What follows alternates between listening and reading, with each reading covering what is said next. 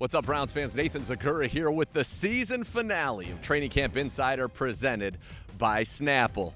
Finally, the Browns, after a long journey that's taken them to many different states, are getting ready for the start of the 2023 season. But let's take a look back at how we got here. Training camp, of course, began on July the 22nd at the Greenbrier Resort in West Virginia, where the Browns would have the first week of training camp practice and then some, a few extra days as well, where the team was able to bond, get away together, have that team building, and also get great work in there at the unbelievable Greenbrier Sports Complex. It was really a treat, and I have a feeling we may see the Browns back there again in the future. Then the Browns would come back, Hall of Fame game against the Jets. The Hoff goes into the Hall of Fame as they continue to get ready, and that's when Dorian Thompson-Robinson first kind of stepped onto the scene in that Hall of Fame game, leading the Browns back to a come-from-behind victory.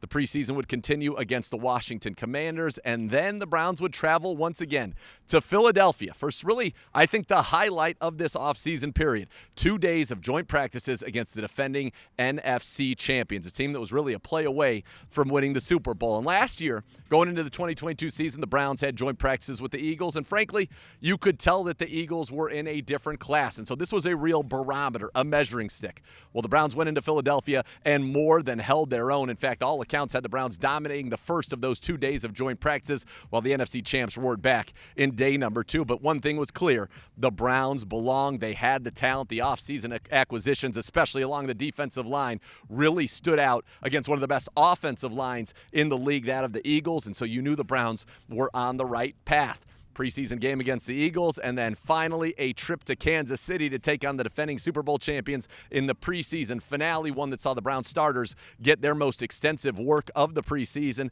And when they left the field at the end of the first quarter, it was 22-3 Browns. Deshaun Watson leading 2 touchdown drives, one on a short field after an interception and one an 80-yarder, as well as a pick 6 from Juan Thornhill in his return to Kansas City. So then the Browns reduced their roster down to 53 men, and that's where we are today, getting ready for the start of the 2023 season here. In training camp, it's always fun. You get the fans out here, got in front of the fans, although not as often as we would have liked due to the inclement weather, and all the stars, the parade of luminaries that'll come out to check on their Browns as they get ready for the upcoming season. This year, no exception. One of those guys, Johnny Gargano, Cleveland native, WWE superstar, he stopped by, and he and I caught up with David Njoku in our cross-country mortgage exclusive player interview. Nathan Zegura, along with WWE superstar Johnny Gargano, and a man who needs no introduction to Browns fans, the Chief, David Njoku. And Chief, here we are, man, getting ready. Final preseason tune-up. Starters going to get some work. How excited are you for it to get out there against the defending Super Bowl champions? Very excited. I think it's going to be a great test for us, so just ready to get it going. I just want to speak from a fan perspective. I can't wait to watch you guys out there. I know growing up, though, you were also a wrestling fan. Big time. So for wrestling fans out there, can you name some of your favorite guys? Who'd you like growing up? Obviously, The Rock, Batista. Good one. Batista. Favorite. I hear you're a big Batista guy. I am. I was told that. Okay, Yeah. okay. Who told you that? Jeff. He told me you're a big Batista guy. Yeah. The Batista. Beast. Yeah, I love Yeah, Batista. Yeah. John Cena, Jeff Hardy, a bunch of the big cats. Well, so obviously you're going to score a lot of touchdowns this year. Are we going to get any wrestling taunt I think celebrations? Are we going to get the Batista Batista guns? Yeah, the Batista I did guns? that already previously, but I don't mind doing it again. Yeah, please. Yeah, that's a good one. Yeah, The Chief see me? Slam, little Batista guns. There you go. Like that. Speaking of getting into the end zone, that's what this offense is going to be doing, and we've seen that. A lot of weapons now all of a sudden. It's yourself, it's Nick Chubb, it's Elijah Moore, it's Amari, it's DPJ. Cedric Tillman's in the mix now. Jordan Akin's in your room as well. A lot of weapons. How have you kind of seen this offense evolve going into what will be an exciting 2023 season? Sure, I think we're very versatile. We have so many tools and talents from across the board, and it's up to us to execute and get things done. So we're excited. What did you think coming out of those joint practices against the Eagles? Because, a year ago they came here, and it was obvious that was a team that was really going somewhere. It felt like, from my perspective this year, you guys took it to them at times, and certainly was a good back and forth. Was that something that you guys used internally, maybe as like a little bit of a measuring stick? For sure, it was a dogfight, and that excites us. In this game, it's not going to be one-sided for the most part. It's going to be, a fight, and it's up to the team who wants it more to take it over. You obviously the offense, the defense. Outside of yourself, is there anyone you're particularly looking forward to seeing break out this year on the offense, on the defense? I'm gonna be honest. Obviously the usuals. Kelsey. Andrews. I want to see him perform. I want to see Gerald Everett perform. But there's one rookie whose name I really like. Just a name, and he has a lot of hype around him. The Kincaid fellow. Dalton Kincaid. I wanna see him. Could be a wrestling name, Dalton It's Kincaid. a very very dope good name. I was just He's telling blessed. my coach that too. Like that's a really cool name. So. All right, Chief. Well, we're looking forward to a great season. Have fun out there, man. Stay healthy and go out and ball the way we know you can. Thank you.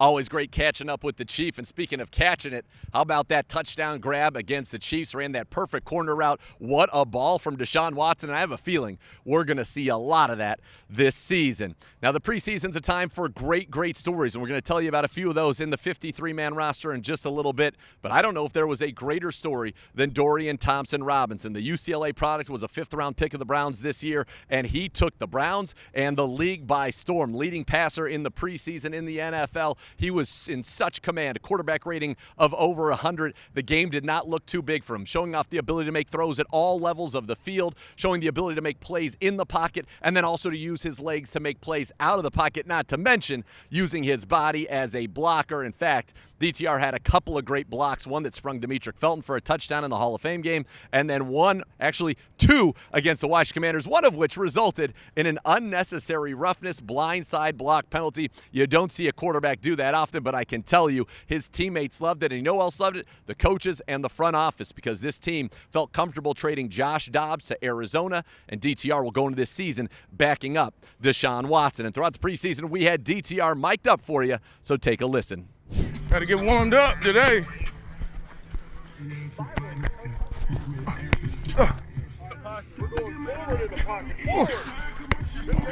Bingo.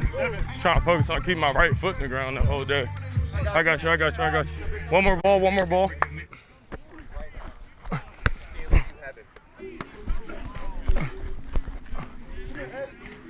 Yes, sir. Good deal. Yes, sir.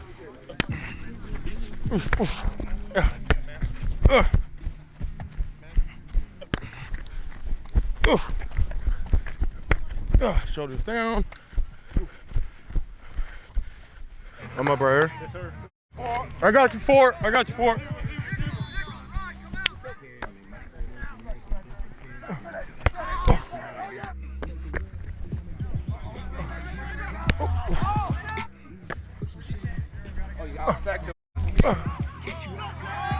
Where was it? Where was it on you?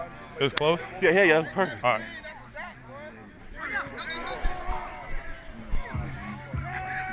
Hey, grind on 3, 1, 2, 3. Grind.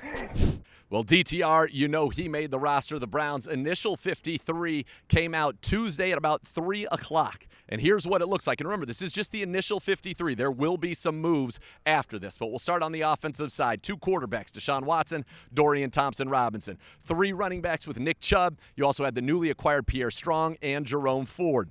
The Browns would keep 6 at wide receiver: Amari Cooper, Donovan Peoples-Jones, Elijah Moore, Marquise Goodwin, who is back, along with Cedric Tillman and last year's third-round pick, David Bell. And on the offensive line, 9 on the initial 53. Your starting 5, Wills, Batonio, Posick, Teller, and Conklin, as well as the 2 tackles, James Hudson, and one of the big stories of the preseason, literally big, DeJuan Jones, the Browns' right tackle, as well as 2 centers, Nick Harris and Luke Whippler. Now, I do expect the Browns to add a guard, certainly after maybe they make some moves to the 53, or multiple guards on the practice squad who'd be eligible to be active during the games. You flip it over to the defensive side, 'cause that's only 23 on the offensive side on the initial 53. We'll start at the defensive end room. You've got 5. Myles Garrett, you got Zadarius Smith, Obo Okoronkwo, and Isaiah McGuire. Alex Wright is on there, likely to go on IR as he is battling an injury. And then in the defensive tackle room, the Browns kept 4 defensive tackles as they go with Dalvin Tomlinson, Shelby Harris. They also have Siaki Ika, the third-round pick this year, as well as Jordan Elliott. Now, Mo Hurst was a cut and probably one of the last cuts on this team. He had a great preseason. The Browns would love to have have him back. He's someone who I think would be eligible for one of those spots when the Browns make a move to IR, so keep an eye on Mo Hurst. Linebackers, initially 7 on the roster for the Cleveland Browns. Anthony Walker, Sione Takitaki, both cleared for week 1. JOK is back. Tony Fields is back as well. Jordan Kunashik is back, but he's dealing with an injury, likely to go on IR in the coming days. And then you've got Matthew Adams. He was signed as a special teams ace this offseason. He is in that linebacker room. And then one of the great stories, undrafted free agent Mahmoud Diabate making the squad as well. As we turn our attention to the cornerback room, you've got Denzel Ward, Greg Newsome, you've got A.J. Green, M.J. Emerson, you got Cam Mitchell, the rookie, and Mike Ford. So 6 corners and 5 safeties as well made this team. Juan Thornhill, Grant Delpit, Rodney McLeod, D'Anthony Bell, and then Ronnie Hickman, the second undrafted free agent to make this roster. That's the most undrafted free agents to make a 53 under Andrew Berry in the last 4 years. Remember, last year was just D'Anthony Bell, now 2 this year. Likely moves, perhaps Alex Wright certainly could go to IR, Jordan Kunashik as well. That could free up 2 spots. I mentioned Mo Hurst earlier. Guard Michael Dunn is somebody who could be brought back as well. And then the team will always look to improve this roster. If someone that was cut elsewhere in the league catches the fancy, they could make some moves, so that's something to keep an eye on. Remember, just the initial 53. Congrats to all of them. The Browns will be setting their final 53, which is always in flux throughout the course of a season, as well as their 16-man practice squad here in the coming days. So keep it tuned to ClevelandBrowns.com and the Browns mobile app for the latest on all of that. It's been a pleasure being with you guys from West Virginia to Pennsylvania to right here at the Cross Country Mortgage Campus in Berea for this season of Browns Training Camp Insider presented by Snapple.